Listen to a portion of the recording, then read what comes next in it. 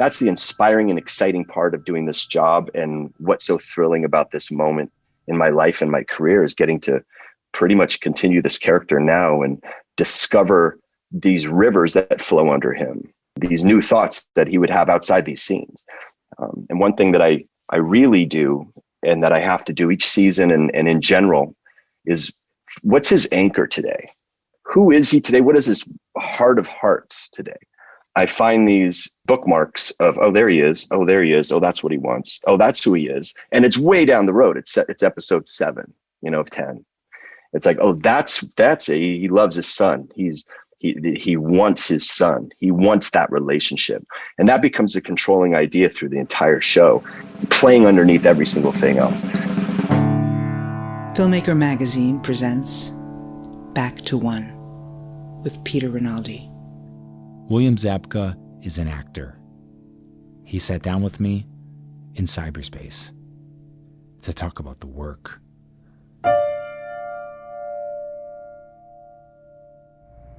The way I like to start these is to talk about an actor's particular road they like to go down when they get a new role. For Johnny, it's interesting because you have a relationship with this role already. And I'm just curious what prep work you needed to do in terms of getting back into him again that you felt like you needed to do before you even stepped foot on that set. Big question. First off, Karate Kid was my first movie. I got cast after reading one audition scene, and then they said, here, you're going to play this character of Johnny Lawrence, which scared me a lot because that's a whole arc, that's a whole character. I did this one scene great, but how is this all going to work? I don't know karate. I've never rode a motorcycle. But I was taken to acting school as well as taken to karate school on that show, because what was built into me at that moment in the origins of my acting career was literally building a character from the inside out, literally being trained as this character.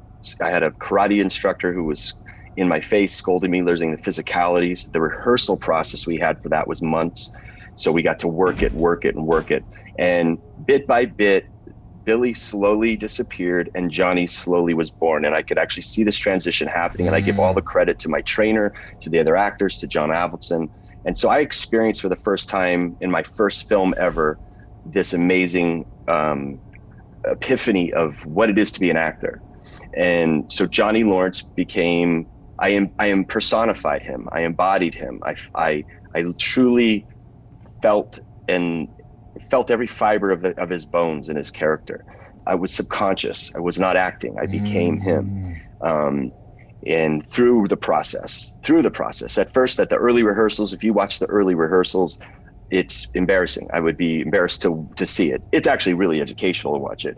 But the transition, the progression of me as an actor and the character from A to Z in the Karate Kid was the best out of the gate moment for I would say any actor that you could have to learn physicality, to learn, to be working with this high caliber director, screenwriter, producer, great cast, the story that was just amazing. All those things don't come along. They come along once in a lifetime, if that. And I was so fortunate to be there at the right place at the right time. John Avildsen saw me as a piece of clay and molded me literally. I mean, I had no business playing Johnny Lawrence as far as my credentials, as far as being, I had no resume. I had never done a film. There was nothing they can look to and say, oh, he was great in that. Let's try him in this. There was something he saw in me and literally took me to acting school and film school and the whole experience of that. And that's the measuring stick by which I'll measure everything I ever will do. And always try to match that, always try to compete with that, replicate that. That was my origins of learning how to craft an actor. Now that has lasted 30 some years. This character has echoed and become part of our culture, become a classic film. So that character has been always in my peripheral for all these years. And now here comes Cobra Kai revisiting. It was like out of the orbit, this character came and said hello again, which was intimidating, which is a little scary, which was exciting. But I remember on my pitch meeting, when the guys pitched me the show, John Horowitz, Josh Heald, and Hayden Schlossberg took me to a Mexican restaurant, and they unrolled this show called Cobra Kai and what this would be. My head was spinning. The Johnny in me was searching for the truth. I was trying to find the tone. I love those guys. They're great. I worked with Josh on Hot Tub Time Machine, and I knew John and Hayden.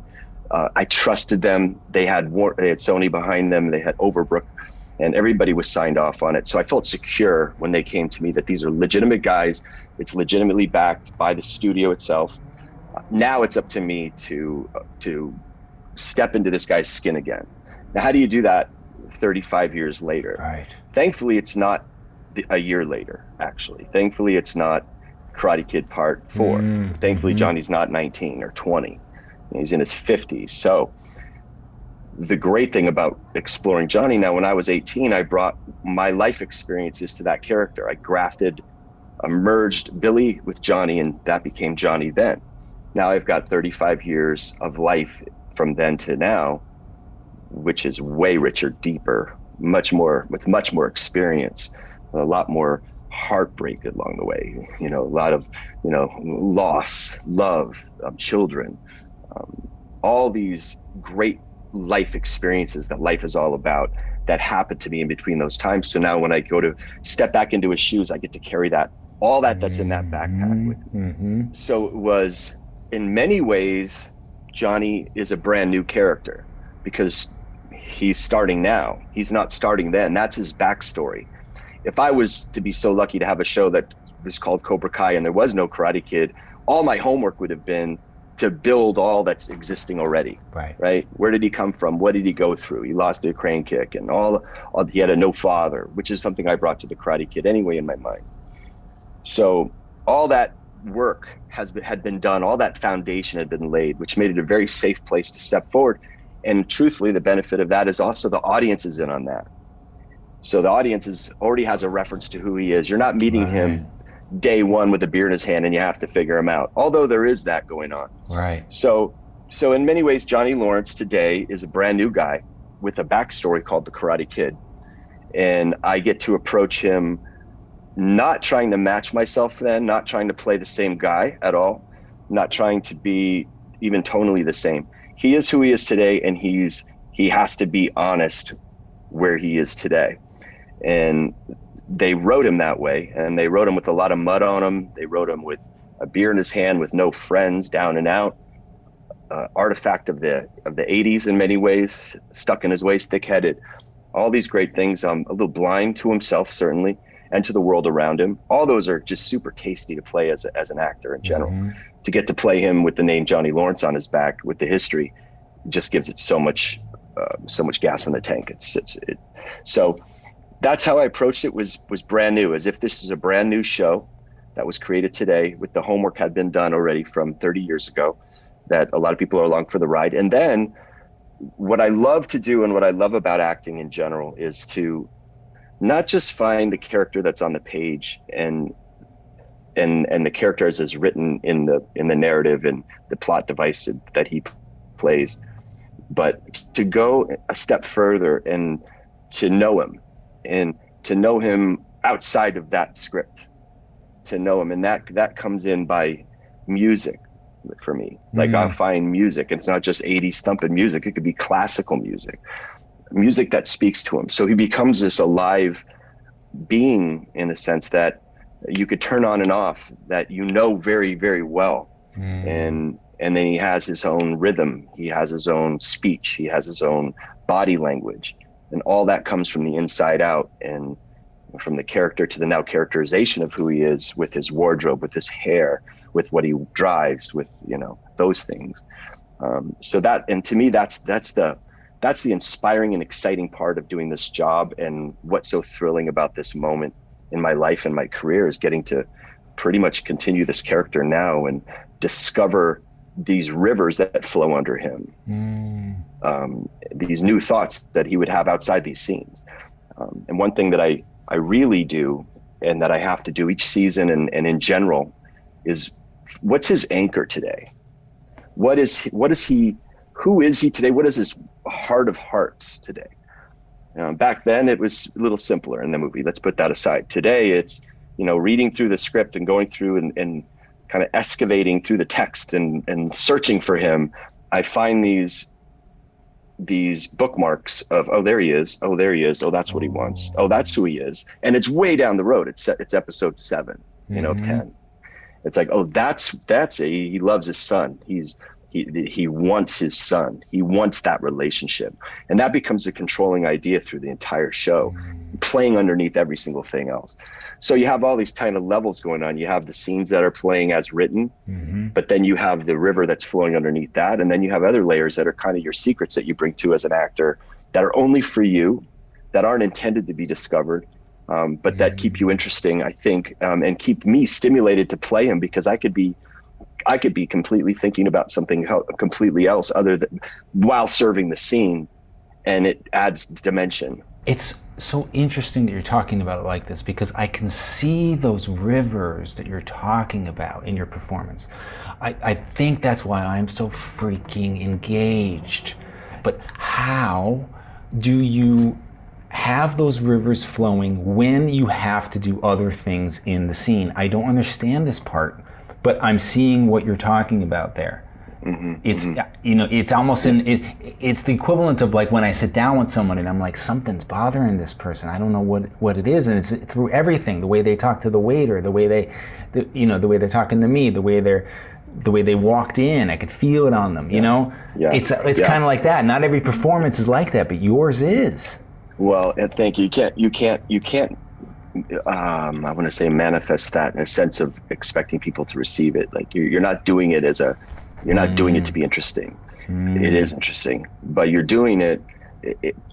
You don't have to say it's similar to like when I'll prepare for some scenes, and after going through my rehearsal, and I'll do this by myself, and I'll beat it into the ground. And a lot of times, as an actor, you'll find, oh, I could say this would sound better if I said it this way. Like this fits better on my tongue. But your job is to connect these words, and then I do that. It's a kind of a cheat to say, oh, I want to say it this way. I want to do it this way. It's more comfortable for me. It's easier for me. I relate to it. But the work is actually breaking those words down in the order that they're written. That is not your natural cadence and your actual, even your vocabulary. And saying those words and saying those words and saying those words until they find a rhythm, and then saying those words to where they disappear and they fall into your belly. And now they're part of you. And then I'll do another layer depending on the scene. It's not all scenes, but the ones where I really know I got to land, I got to stick these landings along the way. And there's always music in my head or in real life that accompanies that emotion or that information that's happening in that scene. And so sometimes I'll actually continue hearing that song. I almost can hear the music playing sometimes, very lately. That music to me is just such an informer of my senses and my emotions. So, and a lot of times it's the thought life. It's not even what you're doing when they say action and cut, because it's happening on the way home. Ooh. It's happening in the car. Yeah. So that's the beauty and the fun of birthing these characters and this character specifically. And they take root in you and begin to sort of live in you and have these things that are happening that are organic, and you're not aware of them. And sometimes that's not happening, by the way. Sometimes you're feeling like, you've had 3 hours sleep, and you had a 16-hour shoot day, and now you're going back to do it the next day, and you're struggling to grab the words, you're struggling to stay in the scene. And sometimes, but which is just the nature of the business and this show especially. But you have to disappear. You basically have to disappear. You have to turn the lights out. You can't watch yourself. You can't edit yourself. You can't judge yourself. You can't judge the lines. You have to exist in these moments. And after all that work's done that you've done up to that point, now you're free falling. You're just doing it. And always afterwards, I'll say, how was that? Because I'm not watching. Oh, it was great. It was good. We liked it. We got it. I think when you're doing your best, you don't know how you did. I think you don't know. The times I'm like, oh, that was great, man. I think I really nailed that. It's maybe a little too aware of it. So I think that's part of the chemistry of the character, the inner life of the character. All those things are part of what you do as an actor to build it up. And then all those things are living in you simultaneously So while you're playing this scene, all those things are still happening. You still have the thought about Robbie. You still have a thought about the dinner, the cheeseburger we had at the diner. Or you have a thought about this or that. All the things that have happened in the story become your sort of reality. Mm-hmm. So it's not you're just in this moment, but you're also that moment attached to all these other moments. And then the trick is to cut all those lines and to fall right into this moment right now. Then ignore all that, right? Does that make any sense? I love that. It makes so much sense. The cutting of the lines too. It's like because you can't be connected to that stuff, even though it's important. It's so weird. No, you got to kill it now. Now that you're there, now you got to pretend none of that happened. It's a lot of tricks. It's a lot of tricks, and when you see it working, especially when you see it working, that's when you have a sense of confidence, because until that point, it's very scary as an actor, especially like, for instance, in season one of my favorite scenes in that season was when Johnny walks into the dealership and there's Daniel LaRusso for the first time. It's the first time these two characters have seen him on screen since the films. And the energy of Johnny in that scene is like a low hum. It's like this low bass. And everything else is playing up here. And to sit in the pocket of that and feel that uncomfortableness and feel that pain and allow that to happen without feeling like I need to be cute or I need to do this or I need to, to play something to add to this moment. This moment is working just on the page. So now I have to sit in the belly of this guy. I remember doing that scene and feeling as bad as I felt playing him. Like when I walked away, I'm like, wow, that felt depressing, man. How was that? And I hear the guys in the back laughing their asses off. And I'm like, okay, so maybe it's working. And then watching it back, and that was a nice comfort, seeing how it worked, because I really did. It was a big deal to step into this character and play him again, and for him to have to work. There's a lot of pressure for this to have to work. And so after I was watching the first season, we felt it while we were doing it, but seeing how it was put together and going, okay, I feel like I'm safe. And now I'm in a safe environment where I can continue to do that throughout the show. Yes. And, and it's just on my end, I wasn't sure about this show because I thought this is like a novelty. And, and I went through a similar thing as a viewer, which is like through your work, which is like, no, this is like my wife was watching. I'm like, I don't want to watch that. And then I kept looking back, trying to do something else.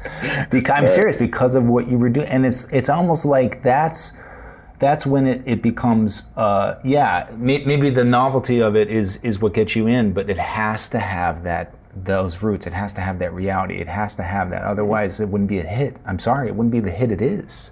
It has to vibrate. It has to be grounded in truth.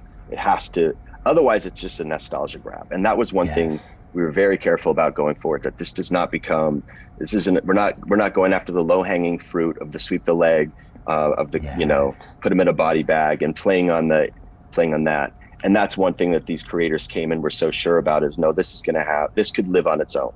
Yes. This could live on its own, and we could call it Bad Sensei and like Bad Santa, but you'd be the Bad Sensei. But it has to have that truth and the humanity of the characters. This is all against the canvas of the Valley and martial arts and with the history of Karate Kid, but the core of the show and the core of all these characters are real people with real struggles and real obstacles and real pain and real issues and all trying to better themselves at the same time. And I think that everybody can identify with that. Everybody can. That's definitely with a hook that is pulling through all the rest, and then the rest becomes this amazing fun journey with the music, and all that adds to these little moments of heightened reality and fun.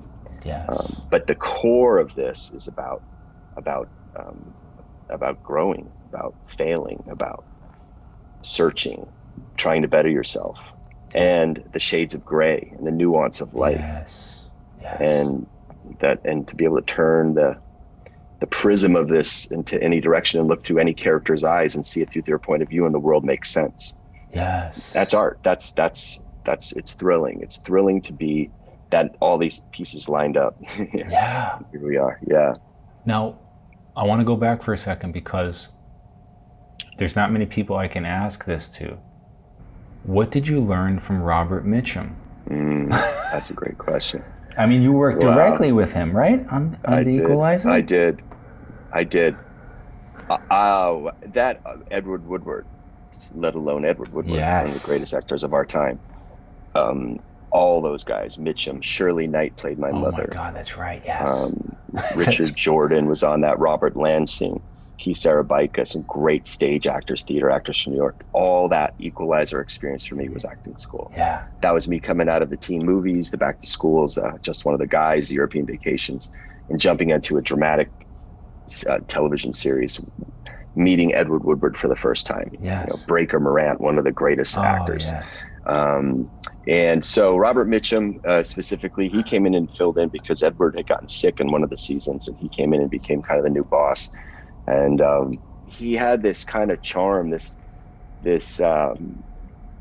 he knew people were impressed by him because of who he was, and he liked to play on that in a really charming way. Let's just leave it at that. But as an actor, working with him as a scene partner, he was brilliant. He challenged me. So did Edward. All of them did. Just to see them work at that caliber, to see him in the rehearsals. Yeah. Edward Woodward himself would knock on my door in my trailer, say, would you like to rehearse this scene? Oh, nice. Constantly. Nice. We'd sit in the trailer and we'd go for an hour and going through it. And Robert Mitchum, what a great experience working with him and everybody on that cast. I really that was really an acting school for me. And another old timer that I loved hearing you talk about is Ed Asner. Hearing you talk about the way he helped you when he was off camera. And I, for some reason that really resonated with me, because sometimes I'm talking to actors and they're talking about how the veteran actor will leave when their coverage is done. Like literally not even be there. Forget about not giving you what you say Ed Asner gave you, but not even not give you anything, not be there. No, be there. Yeah, you're acting with a script supervisor. That's happened too. Not Ed. First of all, I can't say enough about what a beautiful human being he is. He has a foundation, that Ed Asner Foundation for families, and just off screen, what a beautiful, rich soul he is. Of course, and then coming onto the show, he was actually the first scene I had in Cobra Kai was with him, and I felt like the show was just kissed. It was just blessed. The fact that Ed Asner was going to be in the first episode of this series, so I was in complete just an awe and just so thankful that he was there. But yes, he taught me a lot by not teaching me. The good golfers don't tell you their golf strokes unless you ask them how you do that, right? They're just golfing great. Yeah. He's clearly such a pro and such a veteran. He would come in and do his scene, and he would rattle me in between takes. He would call me over, and when I first met him, he called me over to the chair and asked if he could do anything better. And I said, "No, you're doing great. How about me?" And he said, go blank off. And he did this with this intensity and this in character. And I thought, wow, did Ed Asner just blow me off that hard? And then I thought, no, that was Sid. He was playing Johnny's stepdad right then. And he knew how to push my buttons, and he dialed me in. It was like he gave me a good elbow to the jaw for a scene and just woke me up. And now I'm like, I'm in it. And he knew what he was doing. He was he was helping without, it was just so well done. And then other scenes we've had together, he's very generous off camera. He understands the process as I do, that at the end of the day, it's all going to be, put together in an edit. But he'll serve 4 or 5 different line readings or pitches or takes on the scene within the scene. He'll go back and play the same moment again and again and again. He's fishing for something for you, and serving you. He's give you a strike, he'll give you a curveball, give you a lob, and you get to react to that in 3, 4, 5 different ways, which gives the editing room so much color to play with. And he really was just so there for me. After working with him, he taught me so much about how important it is for me off camera, for the people that I'm acting with. and for how giving that I want to be, and that I know that the person I'm acting with wants to reach this point, and I'm gonna serve something in a way that will get them there. All these guys, all these legends, they've been around for decades. I've really been blessed enough to work with so many of them. I've learned so much from them just watching them and how they treat others. When I was a kid, I was a stand-in on a movie called The Island. Michael Caine starred in and David Warner was in, and my dad was a AD on that movie. And I remember how generous Michael Caine was and how nice those guys were, David Warner. So you learn not just, and that's just when they're a star like that, and they take the time to look you in the eyes and to make you feel good and warm and safe and all that. That is something you take on into your jobs for the rest of the people, for the day player that's showing up and maybe a little nervous, coming in for the day. I love that. We had a scene or two in Cobra Kai where we had some day players who came in and weren't quite finding their footing yet in the scene. And, I had the opportunity to take an actor and walk around the soundstage for 15, 20 minutes and just drill. And then by the time we brought him in, he was in a whole different place when we went to shoot. So that's something that I get to give back now, which I love. I heard you tell a story about when you first started, how your dad kind of instilled in you that, you have to have fun with this. Or, whatever it was, it set you in place with a certain attitude toward this whole thing, which you say you still have today, which is summed up with, you hold it loosely. I want you to talk a little bit about that. That's great. Wow, and that's an approach to not just this job, but to life that I learned from my dad. Especially related to this job, because this is a job that can really hurt. There's if you're selling eggs and they don't buy your eggs, it doesn't hurt. You're trying to sell yourself in it and they don't like you. Enough of that, it can crush you in a way. So when I started doing commercials at a young age, at 10 years old, my first thought, first of all, when my parents asked if I wanted to do commercials, because some of my friends were doing it, and they asked my sister and brother, hey, you guys want to do commercials? And we all said, sure. And I said, do we have enough money to be on television? I mean, are we that rich? We could be on TV. Like, what do you mean? No, they pay you to be on TV. I'm like, wait, that's a job? You get paid for that? I thought it was the coolest thing. I thought it was so cool that I was willing to pay to do it. Right. And I'm like, the fact that you're going to get paid for it was just unbelievable. But I would go out on some auditions, and I didn't come home a sorry sport if I didn't get them. But they just told me, my dad just said, listen, if you take it too seriously where it starts to affect you, like if you play a sport, and I played football, baseball, basketball, all the sports when I was a kid. If you lose a game and you come home with your tail between your legs and you wear that around the house, just don't play the game. You have to hold it loosely. Give yourself a break. Hold it loosely. That was really that was it. So I approached my acting career at a very subconscious level. I wasn't saying I'm holding this loosely. I just was. And I would go and treat it as a hobby. I treated it as a hobby. It was one of many things I loved. I also played guitar. I went to music school. I love that equally. So treat it as a hobby was the mindset. So it never became too important, because if it becomes too important to where if it doesn't work out, then you're lost, you're in trouble. So I just learned throughout my childhood to hold it that way. And then when Karate Kid came around, which is right after high school, and I had done dozens of commercials and nothing else really on my resume to speak of except for one small part on a TV show with one line in like 11th grade or something. Then came Karate Kid, and I also held it somewhat loosely then, and I still do. Another great thing my dad said, I think, is a Confucius saying, find something you love to do and you'll never work a day in your life, something like that. Yes. So my father was also a big advocate of that. Like, find something you love to do, and then find a way to make a living at it. And I was always a storyteller. I was a filmmaker from the time I was 10 years old. I had an 8mm film camera in my hand, I was the youngest kid in the film clubs.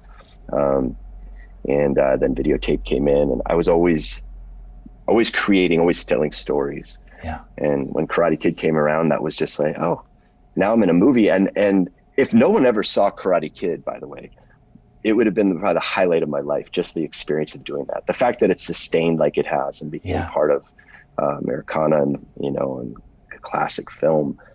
I could never imagine that in a million years. Yeah. So I've always held it loosely, and I've pivoted many times from acting to producing to directing to writing to editing. Equally, I love each. So I hold them all loosely. I think, and in life, because life is ever changing and always surprising. You can't hang too tightly to anything. So I'm thankful for the moment. I try to live in the moment as best I can. I have a lot of hope for the future, vision for tomorrow. But holding things loosely is worked for me well. And isn't this really like kind of the secret? Because there's something about the tension of preciousness and I'm really talking about acting, but I guess I am talking about life, but really just the idea of like looseness in general is That's just right. Locks you in, and like you're talking about that belly thing, you can't do that with that tension. It's just going to show. That's right. And when you're in the safety of great writing, when you're in the structure of a great script, that's when you can really hold it the loosest. The times for me when I work the hardest is when the script needs work, in my opinion, or the character's not fleshed out, or this wasn't the best script I ever read, but this character I'm enjoying. But when you're in the hands of great writers and in a safe structure as an actor, then it's the easiest time to let go and to hold it loosely. And that's exactly the key. You have to hold every moment loosely. It's a trick because we're not accustomed to that. I think by nature we like to control. I do. By nature I like to control. I like to know what's safe. I like my comfort zone. It's a really easy place to live and never grow, but a good place to live, especially as an actor. You have to. Listen. I think my father's advice to me about holding it loosely has played into all aspects of my career, down to the core of the craft itself. Without even realizing, I think that he was communicating that to me. I don't think he intended it in that sense, but it's definitely one of those things you hear as a kid that builds your character from the inside out, gives you a worldview from the inside out from an early age. It's hard to unlearn things you learn when you were young, and it's hard sometimes to adapt new ideas when you're mature. So I was fortunate to have that at a young age. That kind of little seed has done well for me. William Zabka, thank you so much. Peter, thank you so much. What a pleasure talking with you. Special thanks on this episode go to my friend Jesse Richards. Thank you. Back to One is a production of Filmmaker Magazine, which is a publication of The Gotham, formerly IFP. Listen to back episodes of this podcast at filmmakermagazine.com or wherever you get your podcasts.